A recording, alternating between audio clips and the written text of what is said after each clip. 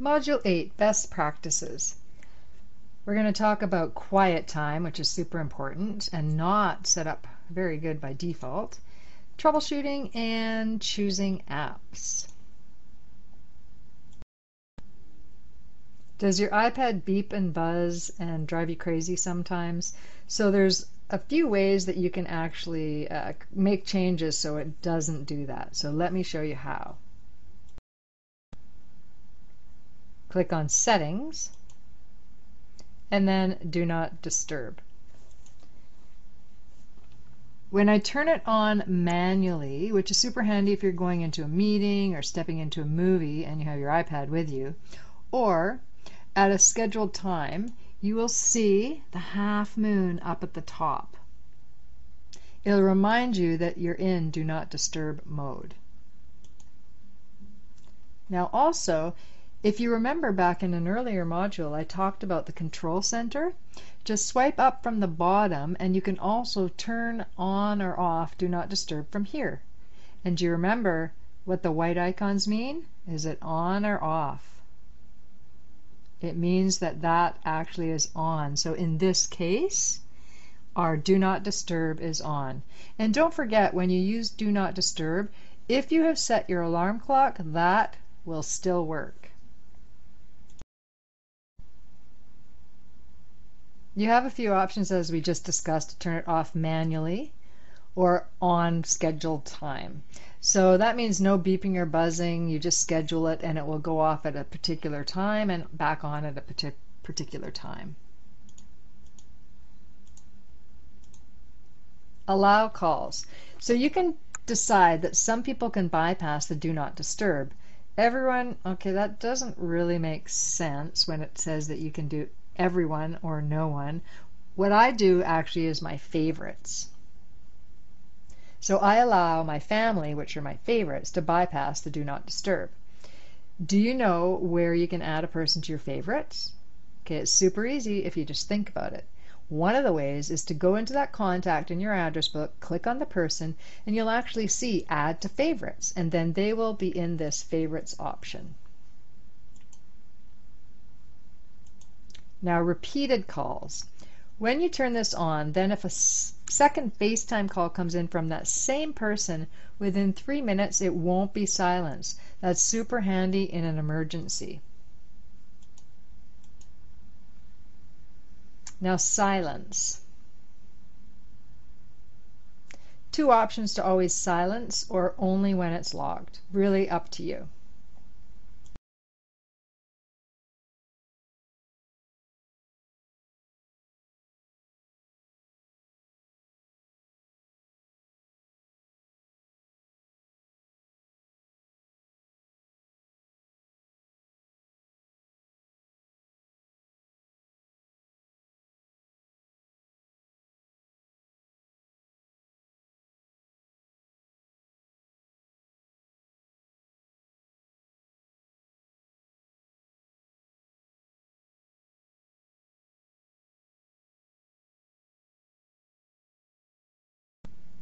This is worth repeating from another module too. Sometimes apps just misbehave. They might stall while installing or just won't open. You can always re-download them if you want to, but if you consistently have issues, here's how you can delete an app. All you do is hold down the app, the icon, until it shakes, and click the X to delete it. Now this is from March of 2013, and at that time there was about 775,000 iOS apps. Now there's over 1 million, and man, how do you choose? Now I'd love to know what your favorite is, so please let me know down below if you have a favorite app that you just can't live without, and I will certainly test it and see if we can get a deal for you too. So I just want to show you how I decide whether an app is worth trying.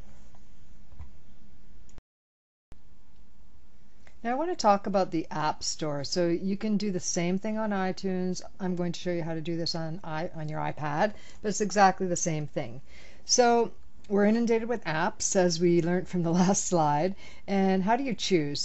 However, there's some kind of key things when you're looking at apps. So what we're looking at here is I just opened up the app icon and this is what I get. So if we were looking up at the top, we can kind of scroll through and see what's going on. If you're a gamer, then you'd want to look at the best games designed for iOS 7. So let's just click on that.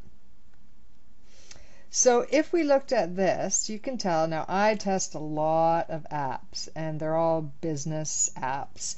But if you look at this, because lots of people get confused about this, anything that says open means that I've actually downloaded it and it's on my iPad already. Okay? And things that say free, that means that I could download it and they're free apps. So how do we know if they're good apps, right? So I'll show you that in a moment. So the price is there. Duolingo, I would click on it, was really good. So I would click on it and this is where I would go through. So first off, I want to look at it, look at the screenshots and see how it is, and then I want to scroll through. I actually want to read a little bit more about it and see what they say about the, okay, so Wall Street Journal said it was good. Okay, did they really? But we double checked that.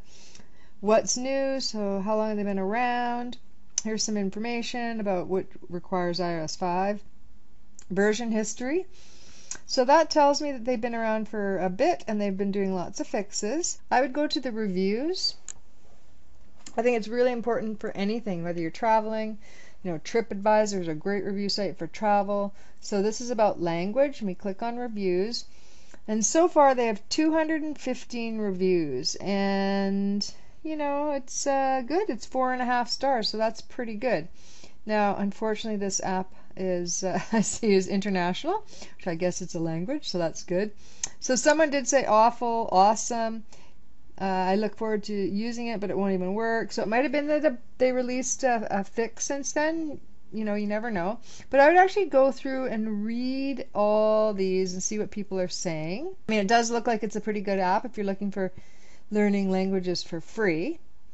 Suggest too, if you actually have an app that you're searching for and you found it and it has maybe only 3 or 4 reviews, take everything with a grain of salt if it says it's got 5 stars, because it's probably the developer and a couple of their friends. Okay, so you have to be really careful about that.